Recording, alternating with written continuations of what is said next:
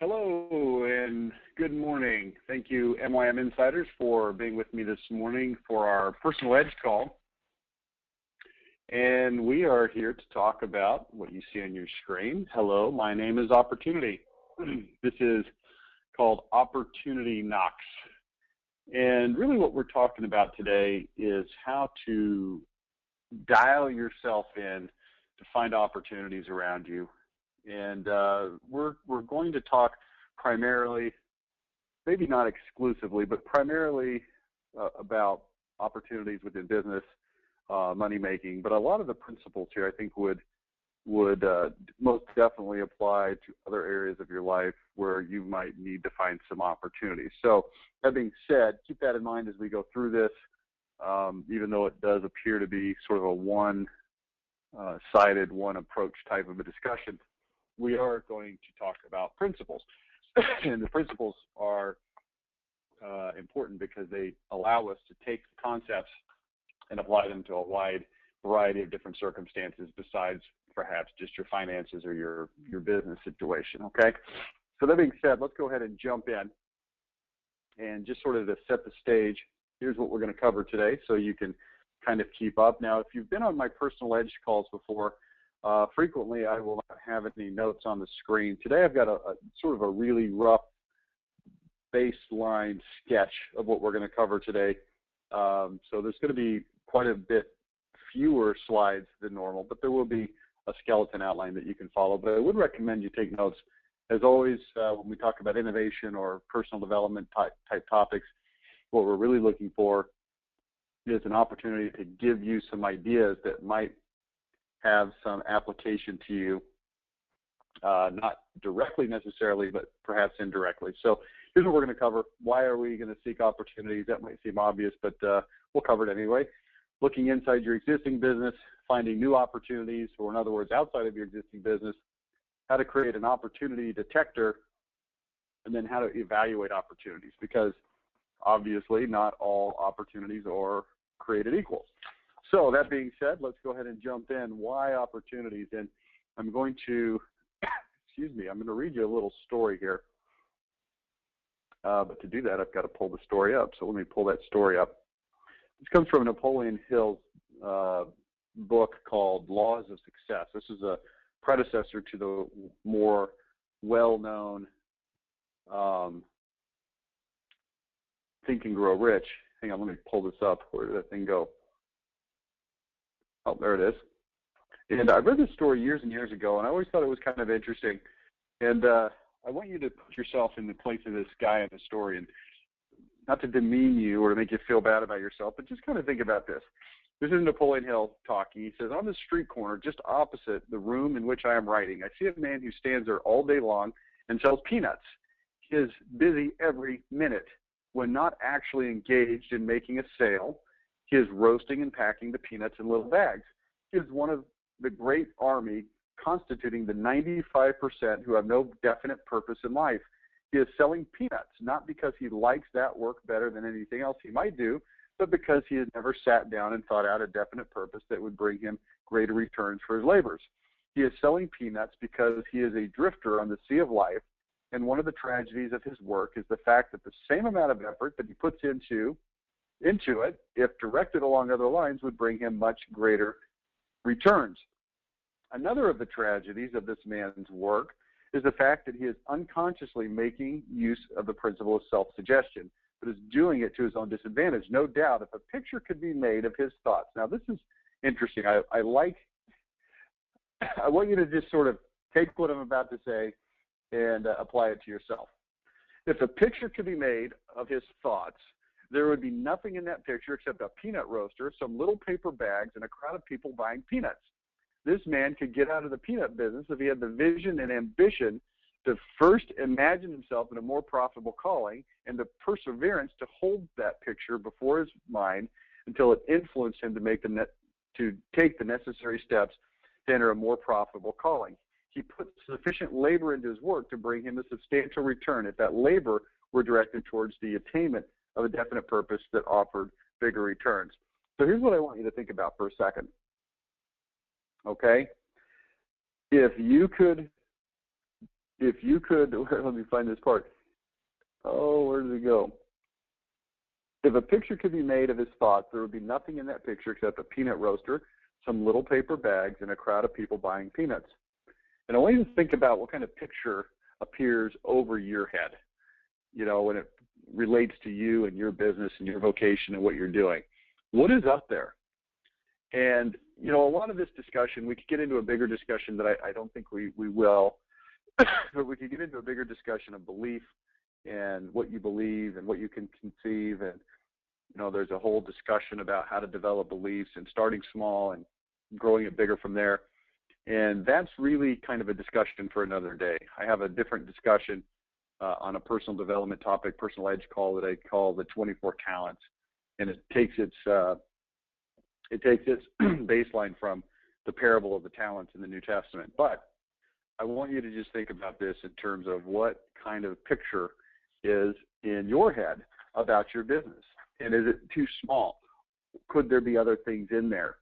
Now, why would you want to seek opportunities? It's probably simple. Obviously you could make more money. But I think if you limit your thinking to, hey, I want to make more money, that might not actually do the trick. Maybe there's ways you can make easier money. Maybe there's some of the, hey, that's the way we've always done it syndrome going on in your business, or more specifically, more importantly, in your mind. In my business, this is something that I have to tell my people that work for me all the time, which is, hey, I don't want you to do something that you don't think is the right way to do it, or you think there's a better way to do it just because that's the way either we've always done it, or you think that's the way Rich wants us to do it. Because a lot of the times, here's what we find. The way that we're doing it is the way that I wanted us to do it 2 years ago or 3 years ago or 7 years ago when we first started doing whatever that was. But the thing may need to be revisited, and we may need to update the way we do it. Also, if you're the person on the front line doing whatever it is every single day, I would hope that after a while you'd find different and better ways to do some things, and your input is valid and necessary. But I find that we tend to do things the same way because we just do it that way. There's probably easier ways to do things. Also, I think there's ways that you can make incremental money. In other words, you can make more money than you are just by doing things a little bit different. I heard this fascinating story the other day. I was listening to an interview. You might want to Google this and listen to it yourself. It was a very, very interesting interview. It was Tim Ferriss interviewing Tony Robbins. And these are two guys that I have a lot of respect for. I think each in their own right has some issues that are a little bit interesting and goofy, especially Tony Robbins. But I do respect them.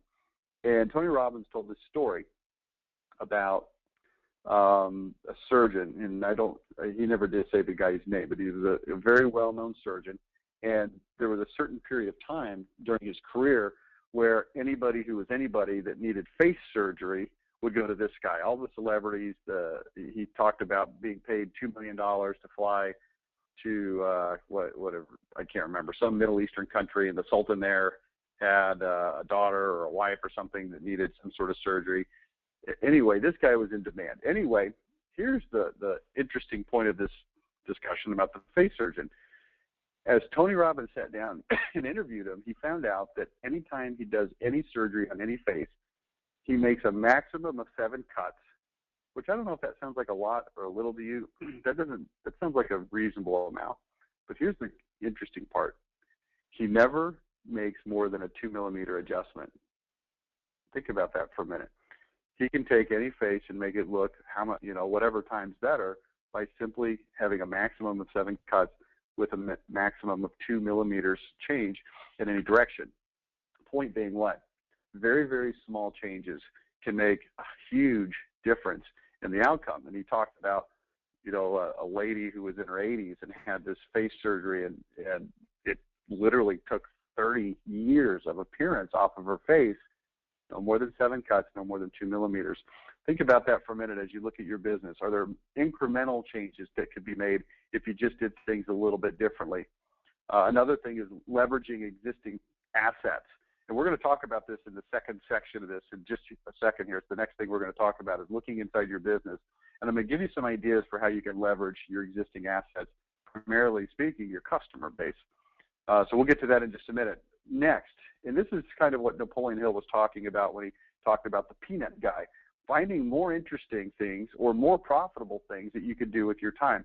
And I remember my dad, when I was 16, 17 years old, had this conversation with me where he said, you know what, when you're an adult, you're going to work how many hours a week? And I said, I don't know, 40 hours? Isn't that the normal? I didn't really know. I was a teenager. He said, that's right. It's about 40, 50 hours a week. It's a typical work week. He said, here's what you need to know about that. During those 40 or 50 hours, you can either make a lot of money and be wealthy, or you can not make a lot of money and not be wealthy. But you're going to put in the same hours no matter what you do and no matter how much money you make. So his suggestion implicitly was find something to do that's going to make you more money. And I think this is a secret that not that many people really understand. Now, you probably understand it. You're a business owner or whatnot. But in the population at large, I think a lot of people don't understand it. And we don't want to be like the peanut guy who's sitting there cranking the peanuts and putting them in little bags because that's all we could think of. So as we look for opportunities, let's start by looking inside your existing business, okay? And there's really only 3 ways to increase your business. So let's take a look at all 3 of them: increasing your leads, increasing your conversion ratios, and increasing the average ticket and or frequency of purchase. Now, here's what I'm going to do right now. I'm going to just sort of give you some rapid fire ideas. I don't want you to take these as you have to do all of these. I don't want you to take these as this is comprehensive and there's nothing else that you could possibly ever do. This is the list. These are just some ideas in each of these 3 categories. So take them and sort of run them through the filter of your own brain and your own belief system and your own business and see if you can come up with anything for yourself. I'm going to give you 4 ideas for increasing your leads. And these are not things like, hey, go advertise over here instead of over there. That's pretty obvious, and those are some things that you need to work through, putting together a tactical plan. But these are some things that the peanut grinder maybe wouldn't really think of. So the first one is joint ventures. And I've done webinars before, and I'll probably do some webinars again in the future. I don't know why it's paused. Okay, I do know it's paused. I'll probably do some webinars in the future on joint ventures. But let me give you just a couple of ideas on joint ventures. Here's what we're trying to do. You're trying to find companies that already have your customer base, has a relationship, there's a trust-based relationship already built with them, that you can now go to and sell to their customers, okay? Think about that for a minute. Look at your business. Think about who already services your customers that you could then go through that company and access their customer base. And again, I'm not here today to give you the details of how to put that together. It's an entire webinar. I mean, it's a 1-hour discussion at least to go through ideas and so forth, how to do joint ventures and endorsements and consignments and all those different kinds of joint ventures. But just think about it. And here's the key thing you want to think about. Who already has your customer base that you could go out to? Okay? Next, what about making yourself an authority or an expert in the area that you do business? And there's different ways you can accomplish that. The easiest way in today's day and time is to create a blog and to write articles. This is something that we do in our business. I would definitely recommend you do it for your business. And this is not the same as, hey, we have a blog and we're updating it by paying our SEO company to create some blog postings. That's good, but here's what's better. You taking your actual expertise. See, how could a blog company or an SEO company possibly possess your level of expertise? And the answer is they couldn't. They won't, and they don't. But here's what you can do.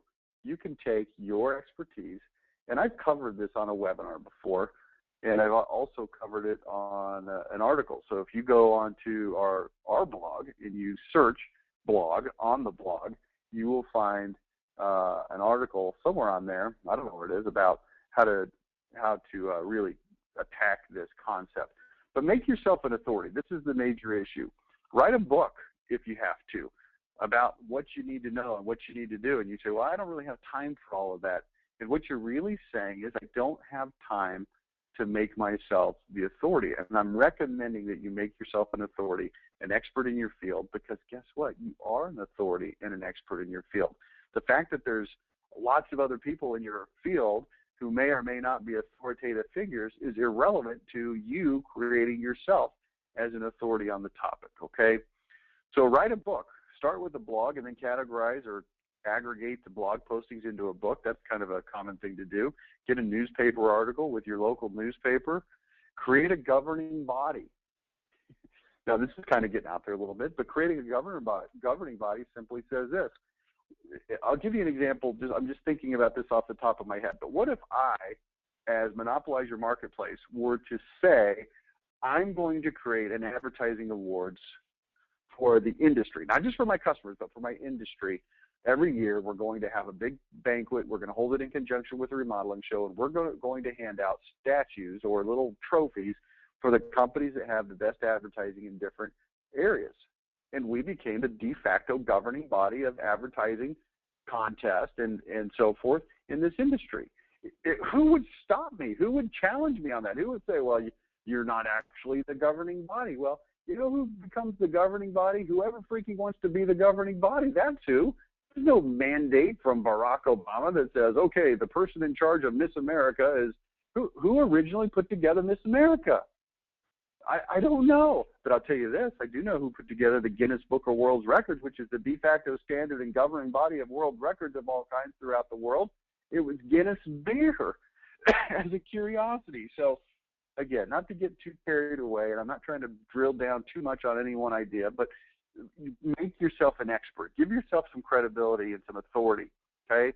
Number 3, increase your referral business. Now, here's how you do that. I'm not, again, most of these things I've talked about or will talk about at length in other webinars. The first way, though, to increase your referrals is to really ratchet in on your identity so that your customers know exactly who you are and why they should do business with you so that it becomes clear to them. Next, make sure they have a freaking great experience when they do business with you. Do the little teeny things that nobody else thinks about that makes them have not just a good experience, but a great experience, okay? Whether that's writing the little notes, that's sending a little thank you at the end, if that's a little extra couple of phone calls, if that's putting together some kind of document that says here's what you should expect, if that's building into your pricing some kind of an upgrade that you can surprise people with, whatever it is, give them a great experience. And then number 3, systematically ask them for referrals. Not at the point of sale necessarily, that's okay, but I'm talking about from now until the end of forever, going back via telephone, going back via the email and the direct mail and saying, hey, do you know anybody that might need this? And just keeping that thought in their brains, okay? It will work. Next, 4th and final thing on increasing leads.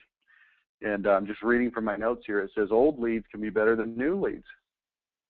And I sat down this morning and I was looking at my business. And sorry to make this all about my business, but I think, you know, they're principles. I sat down this morning and I thought, let me just look at my numbers and what I want them to be. And I'm not going to share with you my exact numbers, but here's what I started looking at. Okay, if we get X number of sales per month, let's backtrack what we need. How many appointments do we need to have with prospective clients? And to have a certain number of appointments, how many leads do we need to get? Because there's some fall off between somebody raises their hand and we actually set the appointment with them. And I started thinking about, what about all the leads that we never set appointments with? There's a ton of them. And you think, well, why didn't you set an appointment with them? And the answer is because they fill in the blank, right? They got busy.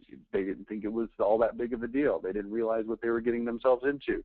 They just weren't available when you happened to call. Put some effort via a hopper system into reaching out to those existing leads. Again, this is where one of your blog, making yourself the authority, becomes sort of a hand-in-hand strategy where now we can send these people things proactively. But I'm just encouraging you to reach out. So there's some opportunity in those areas. Let's talk about increasing your conversion ratio. The first thing there, obviously, is pre-positioning, making sure that you're selling yourself before you ever show up for your appointments, depending on what you sell and how that works. Email barrage. You know, I became familiar recently with a guy named Ramit Sethi, who's a financial guru of sorts that teaches people how to make extra money. And you might want to go to his website. I think it's called iCanMakeYouRich.com or something like that. And the reason you're going to go there is not because you're necessarily interested in what he's selling or saying or doing, because he really is probably not targeting you. He's targeting younger people, trying to help them understand how to make an extra $1,000 per month. Some of the same kinds of ideas we have here, but maybe on a little bit smaller scale. And but here's what I love about this guy. I mean, you sign up for his course, and he just is going to pound you over the head with his stuff. And I want you to look at that and think about how that could be used in your situation. Also introducing scarcity. You've got a certain number of jobs that you can do. You've got a certain number of slots that you can fill, and having people see that it's not just, hey, whenever you feel like it, come do business. You got to get in line, make it some scarcity, okay? Also increasing social proof and evidence, putting more online reviews. So I don't want to go into detail there because I've got more important things on this topic of opportunity knocks that I want to get to. But just think about that for a little bit. The third element here is increasing your average ticket or the frequency of purchase. Just a couple of ideas there. Again, it starts with identity. You're going to increase your average ticket and the frequency if people understand that you really are that great and awesome. So make sure your identity is in place. But next, you need to systematically hit up your existing customers. And I know a lot of people on this call are remodeling contractors, and I want you to think about going back to your existing customer base over and over and over with different ideas, different things that you can sell them, introducing potentially other products that you don't already carry. Now, this is kind of an issue. You got to be careful here because there is a balance that you've got to maintain between distracting yourself and making more money. So you can't just say, well, we're going to go sell, let's say you're a window company. You say, well, let's sell them water softening systems. Well, maybe you could do that, but maybe you couldn't. Maybe it's too distracting. Maybe it's too hard to learn. Maybe it's something that seems like too big of a stretch.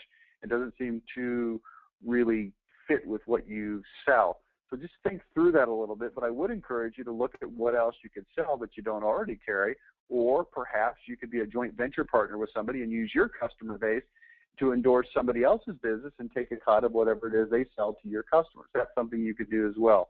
Also would encourage you to test different prices. One of the things that never ceases to amaze me is the extremely high prices at some types of venues, whether it be sporting events, excuse me, or theme parks or things like that. And you look at some of the extraordinary high prices, and I can't help but think if we were to try prices that were a little bit more reasonable, would we have more success getting those things sold? Or is it just the fact that we have such a captive audience that has so few other options that they're going to feel compelled and forced to buy things from us? And I'm bringing that example up because it's familiar to people, and I think there's a possibility that there could be more money made at different price points. But I do want you to think about your business and your situation. Could you sell at different price points and make more money, higher conversion ratios? That could include selling at a higher price point, not just necessarily cutting your prices. So think about that. Also think about bundling what you sell, or what we call packaging, bundling, whatever you want to call it, where you take different services, you package up something that might cost 2 or 3 times more than the average ticket price, and then you give a discount because they're buying in bulk, and see if that makes a difference. Also, offering financing could be a major way to increase average ticket price. Okay, so I don't want to talk about that anymore because that's more sort of traditional marketing stuff, and I want to talk more about the personal edge stuff. So let's talk about finding new opportunities. Finding new opportunities and how to create an opportunity detector. Now, first of all, here's what you've got to understand. Opportunities are around you all the time. And I had a pretty good experience with this when I was a kid. You see there's a patch on the screen. And this patch is a Circle 10 Boy Scout patch. Each council around the country, I don't know how many councils there are for Boy Scouts around the country, but there's at least probably 100, maybe more. And each council is from a geographic area. Circle 10 is in the it's actually just in the Dallas area. Not even Fort Worth has Longhorn Council. But anyway, this goes all the way back to 1983. I was 14 years old, and I went to a Boy Scout high adventure camp in New Mexico called Philmont. It's a hiking thing. You go in there and hike for about 10 days. It's a pretty good experience. It requires a lot of grit and determination. It's hard, but it's also fun. One of those kinds of things. And my dad was there with me as one of the troop leaders, and he had been to Philmont before, so he knew that when you go to Philmont, before you get out on the trail, they keep you in a base camp the first night, actually the first 2 nights, I think. And you're trying to get acclimated to the altitude. Also, there's some introductory orientation kinds of things that they want you to go through. But one of the things that they do, they used to do this. They actually don't do this anymore, because I've been in the last few years several times. But when I was a kid, there was free time at night in the base camp where you could mingle with all the other kids from all over the country that had come in to attend this Philmont Scout Ranch. And there was a tradition where kids would bring these council patches from their home council, and they would swap them and trade them with kids from around the country. And if you collected patches, you could come out of there with a pretty unique assortment of patches. So a lot of kids would go to their local store. You know, this is before internet. If you lived in South Carolina, you had no chance of getting the local to Dallas council patch. So it was a kind of neat deal. Anyway, here's what happened in the story. My dad knew about this. So he took and bought 3 of these patches, exactly like the one that's on the screen. And he gave them to me, and he said, look, go over here by the trading post. That's where these kids do this, and trade these patches for some, you know, whatever ones you think look really cool from around the country. And I said, okay. And I didn't know anything about how this worked or trading patches. I'd never collected or traded patches before in my life. And I went out there and I started trading patches. And about an hour and a half later, I came back and I put them on the cot and I showed my dad and I said, well, here's what I got. And he just kind of stood there with his jaw dropped, and I didn't understand why until a little bit later I was able to appreciate it, because what I'd done is I'd taken the 3 patches and I'd gone out and I'd traded, and I came back with, I think it was 22 patches. And he said, how did you do that? I said, what do you mean? He said, well, how did you do that? I said, I don't know. I just did what you said. I just traded the patches. And sometimes you just have to believe that opportunities are out there and just go out and do it. You know, if somebody had told me you trade 1 patch for 1 other patch, which is how most of the kids were doing it, I would have probably taken the 3 patches and come back with 3 different patches. But because I didn't know that rule, I went out there and I came back with 22. I got a 7-to-1 return. And there were some pretty cool ones. I still have them. I probably ought to count them. It's probably actually, 21, not 22. I don't know. I'll count them and let you know sometime. But anyway, you just have to believe in this a little bit. If you look around, you'll find opportunities that are there all the time. I'm going to tell you another story. This goes back to 2004. And any of you that are familiar with the background of MYM, we used to have a company called Y2 Marketing, and this was started in 2000, hence Y2 Marketing. Yeah, I know it's a goofy name, but it's what it was. And this Y2 Marketing was a company that recruited, trained, and supported marketing consultants all over the country. And we'd grown to a point where by 2004, we had over 1,000 consultants all around the country and throughout Canada. And they were out there spreading MYM. Now, we don't do that anymore, and that's a whole different personal edge call to explain what happened and the fiasco that ensued. But there was an interesting experience I had in 2004. I was in Atlanta. I was doing what we called regional training meetings, and there was 19 of our consultants. And they had an office building inside of a large office tower, okay?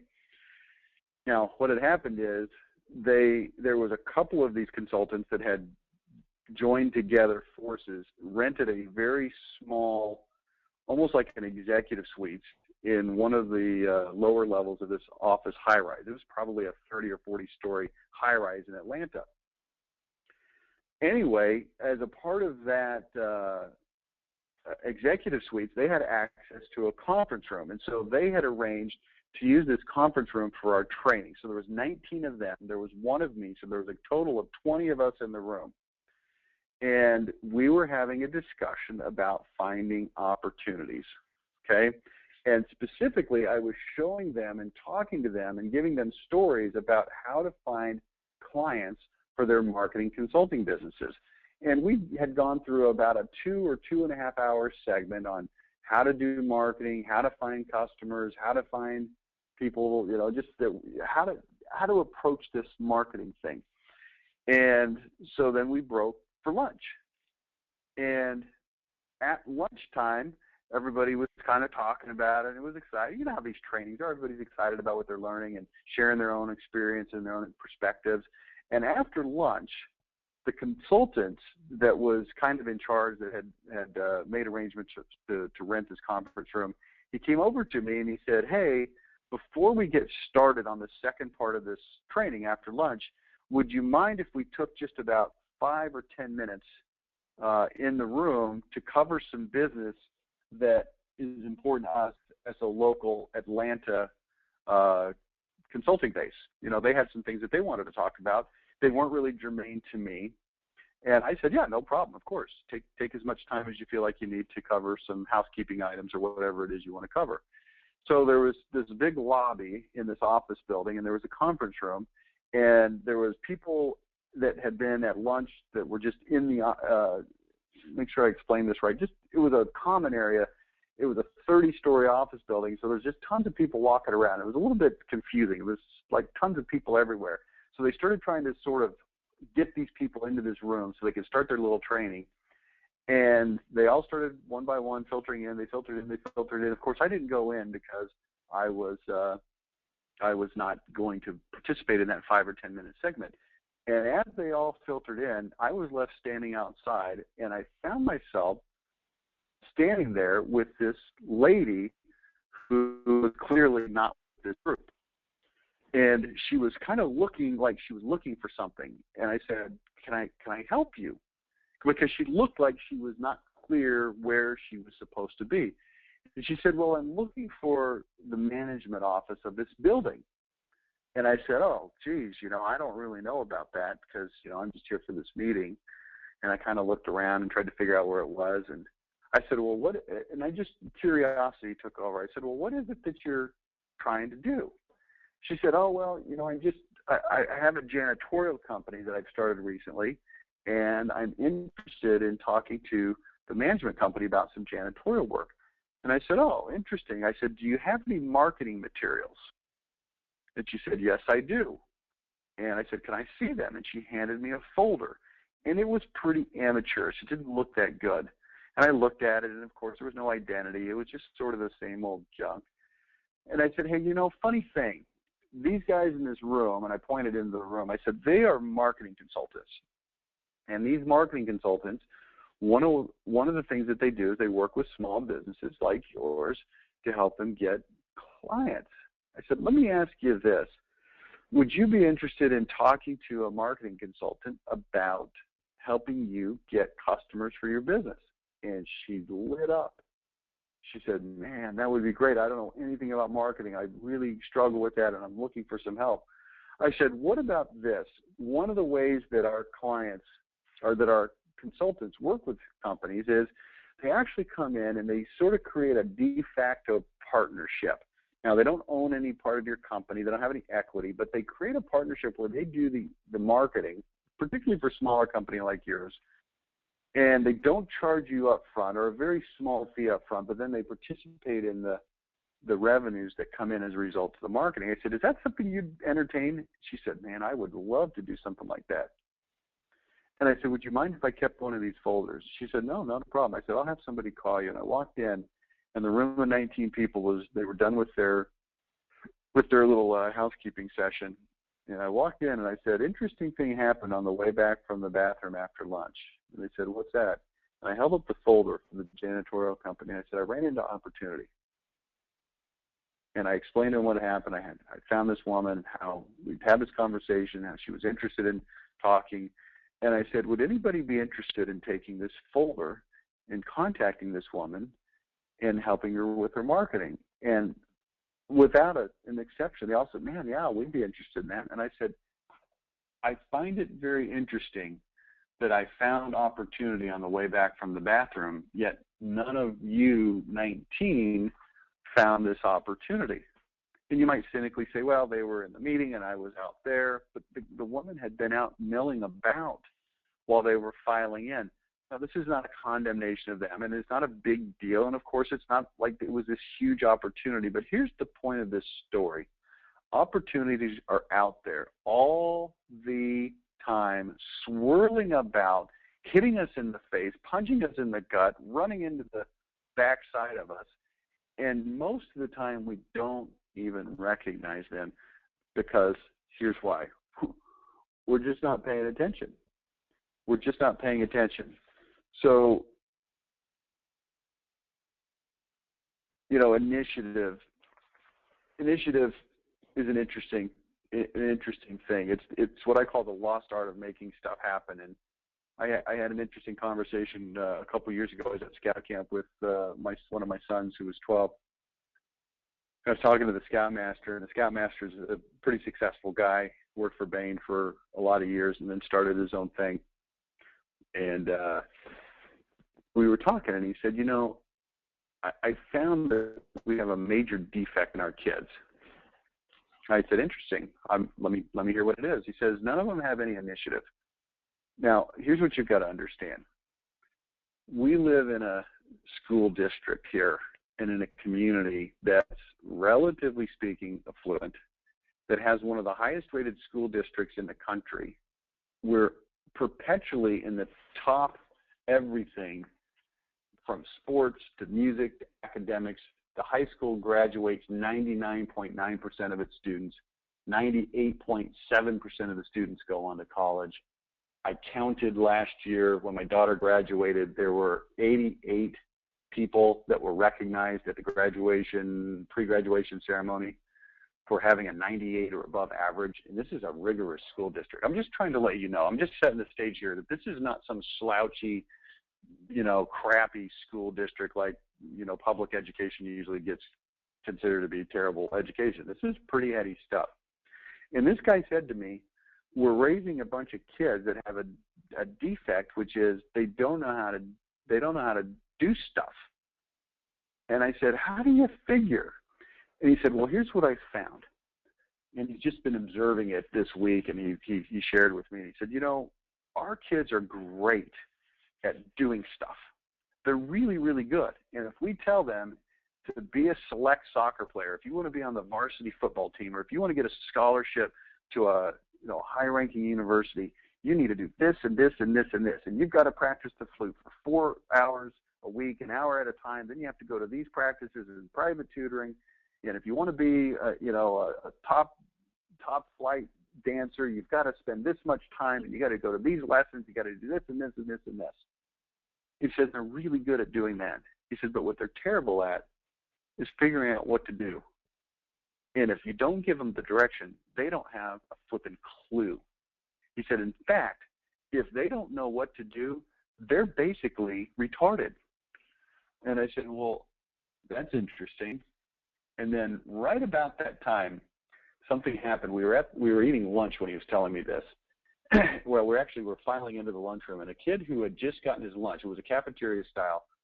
This was not a kid that was in our group. He was just a random kid from another troop. He came walking out with this tray, and he dropped it. You got 300 kids in there. Occasionally, a kid's going to drop his lunch. I think he'd set it on the table, and it fell off somehow. And it fell onto the table, onto the chair. It was like a bench seat, and onto the floor. And the kid just stood there, just immobilized, and he didn't know what to do. And he just stared at it, and he looked up, and he looked around, and he looked a little embarrassed, and he looked over, he looked at the kid next to him, and he just stood there, immobilized, until one of the adult leaders came over and said, oh, here, let me help you. Turn the tray over, put the food on the tray, scoop it up, put it on here. Okay, now you can go back. You can get another, tray of food. And I thought, wow, that's interesting. And I want you to think about this initiative, the lost art of just making stuff happen, okay? I think we're killing it in our society. There's a big difference between discipline and initiative, a huge difference between discipline and initiative. We're good at doing things that we know we need to do. Not everybody, but we're relatively good at that. But we're not good at just looking for things and making stuff happen, okay? What about motivation? Motivation. You got to have a big why. If you don't have a reason to find opportunities, guess what? You're not going to find opportunities. Talked about believing that opportunities are all around us. So let's talk about creating an opportunity detector, okay?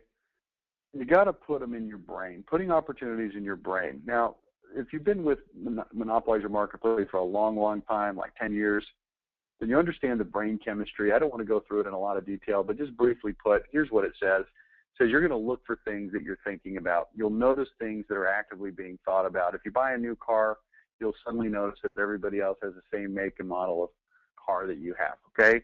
So if you're thinking about something, you're more likely to find it. That's all I want you to know on that. I could go into a lot more detail. I could give you the science behind it, but we don't have time, and it's not really that important, okay?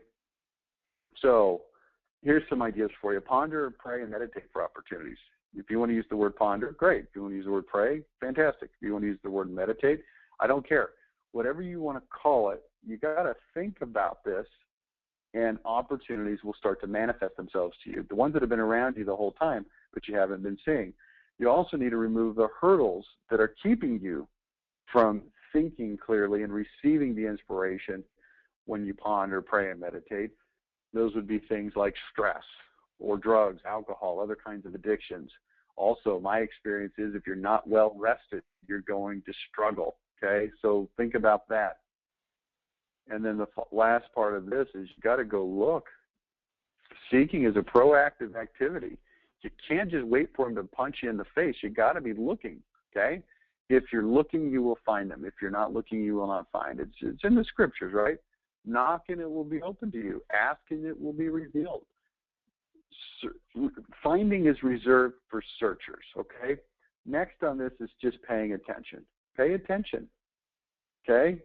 Look around you. What is stupid? What kinds of things are stupid? Look around you in business. What kinds of things do you look at and go, that's dumb? Why would they even do it that way? I don't understand how or why people are in business doing it, you know, whatever it is stupid. Look for things that frustrate you. These are opportunities, right? What things would be cool? What are other people doing that's cool that you could potentially emulate, okay? What ifing? What ifing simply means looking at a situation saying, what if it was like this? What if it was different? What if it was something not the way that it is right now? And I don't want to go into too much detail on that either, because I want to spend the remainder of the limited time we have together on this last section, which is evaluating opportunities. And I'm going to give you some examples. Now, we're talking now specifically about evaluating opportunities for making money. And I want you to think about this in terms of just random ways that you can make money.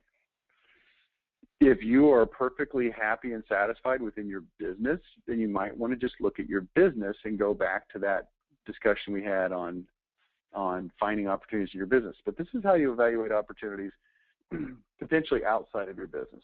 Okay, so I'm going to go through about 11 different things, and then I'm going to give you some examples. Okay, so the first one is, these are just things that I look for when evaluating opportunities. Now, there's 11 things here, and you don't have to hit all 11 things for it to be a good opportunity, but you want to make sure that it checks off at least some of these elements before you really move forward with it. High margins, obviously, is good. Repetitive orders so that you can have customers come back over and over and over and over again. Low competition. Now, this is, again, one of those things that may or may not be relevant. Sometimes areas that have lots of competition can be fruitful, but a lot of times you can create a low competitive environment by getting some sort of opportunity that's outside of the norm. I'll talk about that in just a minute. Big dollars per transaction. Now, this a little bit conflicts with number 2, right? Repetitive orders, ordering things over and over and over again versus big dollars. You make a lot of money on each transaction. One of the opportunities that I'll explain to you as an example in a minute is selling a certain type of insurance. And I became involved in that simply because there was anywhere from $3,000 to $15,000 of commission available per sale. I'll talk to you about that in just a minute. Appeals to a large definable audience. You know, we talk about niche audiences, and that's true, but you want to make sure that the niche is big enough to actually buy what you're selling. You want what you're selling to instantly resonate without lots of explanation. If you've got some new thing, but it requires a lot of explanation and people sort of scratch their head, I want something that instantly resonates, that people say, huh, that totally makes sense. Okay, so for instance, if I came to you and said, I have a new way of listing your home for sale that competes against traditional realtors, And I don't charge the traditional 6% or half of that for the listing commission of 3%, because if you've got a $700,000 home and you're going to pay me 3% of that just for listing it, that's $21,000. That's dumb. Especially when you've got Realtor.com and Zillow and all these things that people are looking on their own, and they can come find a dumb house themselves without me even being involved. And people look at that and they go, okay, that makes sense. Now you have to explain what your business model is so that people can understand it, but the premise is easy to understand. Easy to inexpensively reach the market, okay, via maybe internet, depending on how you want to go about it. This is an interesting way to find opportunities. Take a contrarian position in mainstream industries. I'll give you examples of some of these things in just a minute. Let me just get them on the screen here. Marketing to desperate people is a good way to find opportunities. People that need relief of some kind. I'll talk about that also in just a minute. Marketing to rich people is always good. Here's why: they have money. Okay, something that will give you good word of mouth. So let me just give you some examples here, and I'm actually in the preliminary stages of doing something that's really crazy. But I'm going to pursue this probably towards the end of next year, about a year from now, and into 2016, which is I'm going to create a reality TV show that's called Get Rich. It's a stupid name, but whatever. The alternative name to it is called 6 Weeks to Six Figures, which is the idea. And the idea is to start businesses from scratch and bring them to $100,000 a year income level, not sales, but income, right? Gross profit, profitability within a 6 weeks period of time. And using these types of evaluations to find opportunities. Now, before I get into that, I want to just give you an idea, okay? And this idea is not for you. This idea is just to help you think, okay? So don't say, oh, well, here's some ideas he's going to give me, and this is the things I'm going to run out and do. That's not the point. The point is I just want you to understand. And this goes back years and years ago, probably about 12, 13 years, something like that. I had a guy that worked for me, and the guy was young, probably in his early 20s. He was married. He had a kid. Financially, he was doing terribly. He had a lot of debt, like a lot of people in that situation. And he came to me at my office one time, and he said, I'm broke. I need a raise. And I looked at him, and I said, I'm not going to give you a raise because you haven't done anything to deserve a raise. You don't get a raise just because you need money. That's not how life works. But here's how life works. Life rewards what you deserve. It gives you what you deserve, not what you need. And you could probably look around and show some examples. Well, this guy deserved this, and he got something terrible. Maybe, but on average, life rewards deserve, not need. So I started teaching him how to deserve more money. And I was in my garage one day packing some stuff up because my wife had told me, go take this stuff to Goodwill. You know how it is, right? You get the stuff, you don't want it, you got two options. You can have a garage sale, or you can take it to Goodwill, or you can have somebody come haul it off, right? And we like to donate stuff to Goodwill. So I said, all right, I'm going to take this stuff to Goodwill. And it was all piled up in the garage, and I had a van at the time. I was going to put it in the van and drive it over to Goodwill. And I started thinking, I went, well, hang on a second. Why don't I have this guy come over and grab this stuff? He can take it over to his garage, and he can have a garage sale. I don't want to have a garage sale. The $300 that I could make at a garage sale was not worth the absolute nightmare pain in the butt of holding a garage sale to me. I'd rather give the stuff to Goodwill. So I told the guy, I said, come over here. What do you do? Haul this stuff off. He said, well, I don't have a truck. I said, well, you need to take a bunch of trips in your car. You need to get a truck. I don't really care which. Quit looking for excuses and just look for opportunity, right? And I'm handing you opportunity. Take this stuff out of my garage, take it over to your garage, put a sign in front of your house on Saturday that says garage sale, and then sell this crap to people. And how much ever money they give you, I want you to give me 25%. The reason I want you to give me 25% is because you need to pay for your inventory. But I'll do it on complete consignment. You don't owe me anything until it sells. If you can't sell it at the garage sale, then you can do whatever you want with it. You don't have to pay me after that first week. Great. Takes it over his house. So he sells it for something like $400, and he brings me, I might have asked for half. I don't actually remember. It's long enough ago. He gave me half or a quarter of the money. And he said, wow, that was great. And I said, you know what? Let me tell you a little secret. I live in a neighborhood here where nobody wants to have a garage sale. You know why nobody wants to have a garage sale? Because nobody wants the extra $200, $300, $400, $500 they get for selling their old crap. Here's why. People in this neighborhood don't need $300. They just don't. You need $300. They don't need $300. So they get all this crap that piles up in the garage and in their house. And I said, you know what? If you would put together a little letter, send it to all my neighbors. You can use my name and say, hey, I'm a friend of Rich Harshaw's. He lives in this house on this address. You may or may not know him, but he lives in your neighborhood. And I'm a young guy, and I'm struggling, and he's trying to help me make money. I came and hauled his stuff off. I sold it. I gave him a check for, whatever, $172. I was able to make some money. It helped me out, my family. Here's a picture of my baby. And if you have any stuff in your house, I would love to come take it away, put it in my truck that I'll borrow, and I will either give you a portion of the money or I will donate it to a charity of your choice. It's up to you. And he sent this to, I think, 40-something houses in my neighborhood. And 4 of them called him and said, yeah, I've got stuff over here. And then I encouraged him to go knock on the doors. And he got 5 or 6 more houses when he knocked on the doors. And they let him haul the stuff off. And I said, dude, check this out. All you got to do is look up. Now, that became a business for him. He started holding garage sales every weekend. And he found out that in the town where he lives, it's illegal to have a garage sale every weekend. You're allowed by city ordinance to have a garage sale twice a year. And if you have a garage sale more than twice a year, you are subject to a $5 fine.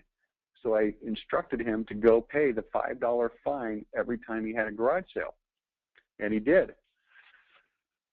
Okay, so you're thinking, okay, who cares? What does that have to do with me? Well, it might have more to do with you than you think. Look around. What's your opportunity detector looking for? Does it find it? And I'll give you some ideas. These are things that will probably make it into my reality TV show whenever it goes on the air. So if you do the math, here's what you're going to find. You can buy a Corvette for about $60,000, okay? About $60,000. And if you buy that on financing, it's going to cost you probably about, let's call it $1,500 a month. About $1,500 a month. That'll give you probably a 5-year loan, okay? I don't know what the interest rate is, whatever the case is. But you can buy a $60,000 car. Now, let me ask you this. Have you seen the Corvette Stingrays, the new ones that have come out? They're pretty cool looking.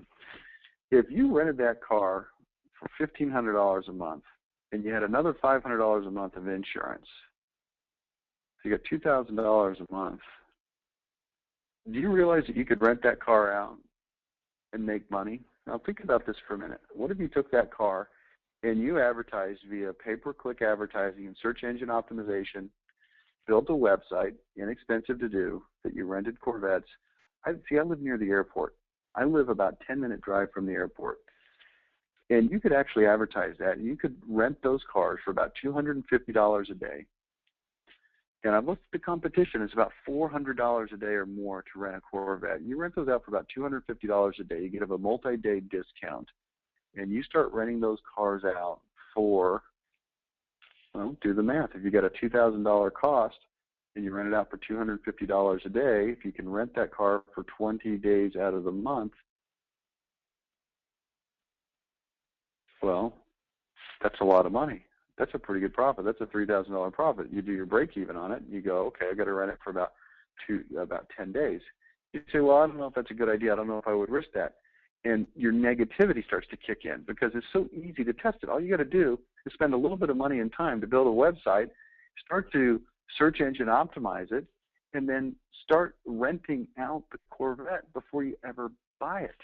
And you say, well, I don't know if is that even legal? And you say, well, it doesn't matter, because as long as you don't take somebody's money, and if you just tell them that you don't have available inventory, but you check for the interest before you even start, and if you can make a $3,000 a month profit, or let's say a $2,500 a month profit on each car, you get a fleet of 3 or 4 of those things. You can drive them on the times when they're not rented. You can have the coolest cars in town. You have 4 different Corvettes tooling around in your driveway. And you could bring them to people, drop them off. I've got sons with friends. that driver's license. It's a dumb idea, but it's opportunity just sitting there. You know how I got that idea? I looked at the new Corvette and I went, man, that is the coolest car in the world, but I would never buy one in a million years. And the reason I would never buy one in a million years is, number one, I just can't spend that much money on a car. It's just not my personality. Number two, it's a two-seater. I need more seats. I've got too many people in my family. But it would be cool if you could rent them. And I went and I tried to rent one time when I was out of town. And guess what I found out when I tried to rent one of those Corvettes when I went out of town? You know what I found? I didn't just find that they're super expensive. Here's what I found. You can't even do it. You can't even do it. But you don't think that these guys coming into Dallas-Fort Worth Airport that have these big, fat, freaking expense accounts that nobody's even paying attention to, I couldn't keep 3 Corvettes rented pretty much all the time? Give me a break. Easiest proposition in the world. I don't know, maybe that would work. I told you I would start a real estate company. I don't want to talk about that. IUL, I talked about this earlier. Contrarian position in mainstream industries. You know, this is an interesting way to start a business. I found an opportunity with an insurance product that billed itself as an insurance product, but I found out that the reality was it's a way that you can save money for retirement tax-free. So when it's accumulating, it's tax-free, just like a qualified plan, just like an IRA. But when you distribute the money at retirement, guess what? It's tax-free, unlike your IRA or your 401k. Interesting. So I found a way to go out and market this. Instead of saying, hey, would you like an insurance policy? I said, hey, how would you like to get your money tax-free at retirement? Oh, by the way, it has no volatility. You can't lose money on your principal based on the way the contract is written up. Contrarian position, mainstream ideas. Now, let's look at this. I'm talking about selling an insurance policy as a form of retirement. By the way, it's all IRS approved and legal, nothing fishy going on. Does it have high margins? Yes. Does it have repetitive orders? Yes, because you can increase the order size. Does it have low competition? Yes, because no one markets it that way. Are there big dollars per transaction? Yes. Does it appeal to a large definable audience? Yes. Does it resonate without a lot of explanation? Yes. Is it easy to inexpensively reach the market? Maybe not so much, but you can test things, right? And we have, and we do, and it works well. Contrarian positions, yes.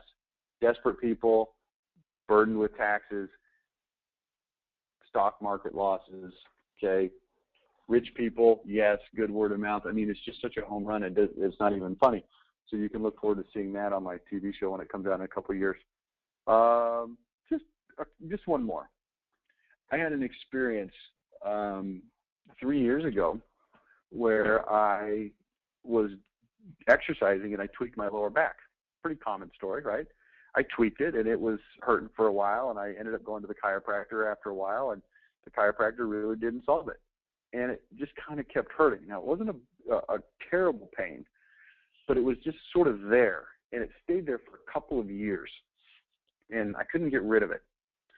And if I exercised more or less, it didn't really matter. It just kind of stayed there. So it wasn't a matter of it was getting worse, but it just kind of stayed there. Well, after a couple of years, the back pain got to where it actually was getting worse. And it was hurting. I couldn't, if I'd roll over in bed at night, it would be really painful. Or if I tried to sit up in bed at night, it would just be really painful. And it was not so much when I was active and around during the day, but mostly at night. I thought, man, this is just a pain in the butt. It's going to be with me for the rest of my freaking life. Well, I went on vacation, and when I got there, I talked to one of my friends, and he was a marketing consultant, and he told me about a company that he was doing marketing for that was a physical therapy company. And he said, oh, dude, this back pain you got, they could knock it out easy. And I'm thinking, right, stupid. So he says, no, just go in there and see. I want to tell you, my wife had debilitating back pain, 10 times worse than what you have. And she went in, she got diagnosed, she started doing these exercises that they prescribe. It's not a surgery thing, it's not a adjustment thing, it's an exercise thing. And he told me about the physiological elements of how the spine works and why it worked the way it did and why back pain happens and how to reverse it using these certain exercises. And I thought, the guy sounds like a nut. I don't even believe him, but I trust this guy, and I've known him long enough that I know he's not lying to me. So I'll go check it out. So sure enough, I went over and I got an evaluation, And the guy said, look, here's what you need to do. And now remember, I was on vacation. He knew I was leaving town literally the next day to go back home. And he said, here, let me just give you some advice. Do this. And he showed me this exercise. And the exercise was very similar to doing a push-up. But instead of doing a push-up with your toes on the ground and your hands on the ground, you would essentially take your pelvis bones, the two hip bones, and make sure that they stay mashed onto the ground when you're doing a push-up. And then push up with your arms and flex your back backwards. Okay, it's called the cobra method. Okay, that's what they call it, the cobra. And do this 20 times. It's like push-ups, but instead of going all the way up, you just leave your hip bones attached to the ground. You know, pretend like they're nailed, like literally super glued to the ground so they don't move. Okay, and then he showed me another one where you take one of these big round balls and you lay down on your back, you put your feet up with your calves on the ball, and then you arch your back upwards, flex it like, I don't even know how to say this, but you just flex it up. And what you do is when you're doing that, you raise your right leg off of the ball and lower it to the ball. Then you raise your left leg, and as you keep your back in this arched position and you lower your leg, it's putting a certain type of strain on your back muscles that's counteracting the stress that's on them. And it would seem very counterintuitive. It didn't seem like it would work at all. It seemed like the biggest, dumbest thing I ever heard. But I did it because, you know, I paid the guy $100 to go in and get this evaluation. So I did the exercises, and later that evening I thought, wow, it feels a little bit better. And the guy told me do these exercises 2 or 3 times a day. So the next day I did the exercise. The next day I did the exercise. Drove home, did the exercises. And after about 3 days of doing the exercises, the pain was gone down by about 80%. So it was at about 20% level. And after a week, it was down to a 5% level. I couldn't believe it. And after a month, it was barely noticeable. I could sort of feel where the tweak had been, but it didn't hurt. I could just kind of tell it was there, if you can make that distinction with me. And then I quit doing the exercises because I didn't need to anymore. And then every once in a while after that, the back pain would flare up very little, a minor flare up, and I would just simply do the exercises once or twice. And I'm telling you, it's been 1.5 years now, and my back is great. I don't have any back pain, none. And if I ever feel a little twinge, I just do these exercises. Now, here's why I'm telling you this. I started thinking about this, and I went, I can't be the only guy that has back pain. In fact, it's a pretty common thing. In fact, if you look at the statistics, chances are pretty high that you have back pain right now. And so I thought, interesting.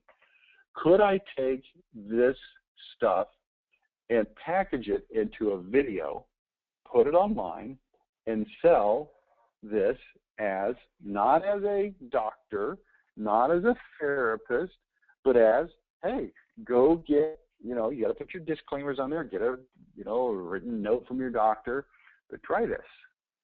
And you sell it for some nominal amount, $29.99, to have access to these videos with a 100% money-back guarantee, and sell the living snot out of that thing. Desperate people, right? Desperate people. Desperate people. Could you do that? And the answer is, I don't know. If something was literally a miracle for me, and if it was a contrarian position, right? Contrarian, because you talk to all the chiropractors, they go, oh, it's not going to work. I don't care what they say, though, because it worked. It was so easy. I never paid the guy another cent. Never went back for another session because I was gone. I wasn't there anymore. Here's the point. Opportunities are all about you. They're all over. You just got to open your eyes and look. Everything I've talked about, you know, Corvettes and back pain, none of that really matters to you. But here's what does matter to you. Your business, your opportunities, your financial life, your quality of life.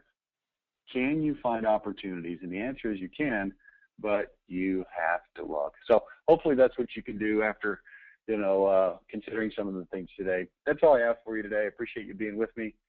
And I'll talk to you next week. I'm going to be back with you again next week. We're going to be talking on Tuesday about an innovation formula called Mr. Nice Guy, talking about how being nice can help your business. So that's it. Thanks so much. Bye-bye.